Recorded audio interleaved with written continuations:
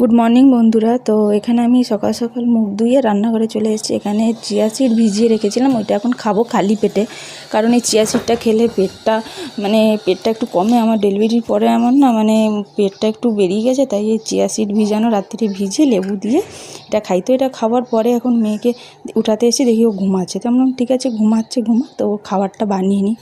তো আবার আমি এখানে তাড়াতাড়ি করে রান্নাঘরে তো এখানে আমি রান্নাঘরে এসে গেছি। রান্নাঘরে এই যে এটা আমার ছোট রান্নাঘর। তো এখানে আমি মেয়ের খাবারটা আগে বানিয়ে নেবো, দুধ আর চিড়ে। তো আজকে একটা কাণ্ড হয়ে গেছে। কী হয়েছে না, আমার ভাতটা রান্না হয়ে যাওয়ার পরে দাদা আমাকে ফোন করে বলছে যে একটা নেমন্তন্ন বাড়ি আছে, বাড়ি না, একটা নেমন্তন্ন আছে, ওখানে যেতে হবে। তো আমি মেয়ের খাবারটা বানিয়ে নিয়ে এখানে আমি চান টান করে ফ্রেশ হয়ে গেলাম, পুজো টুজো দিয়ে। তারপরে আমি কী হয়েছে দেখি মেয়েটা উঠেছে কিনা। তো দেখছি যে ও রান্নাঘরে এসে আমার সামনে দাঁড়িয়ে আছে ঘুম থেকে উঠে।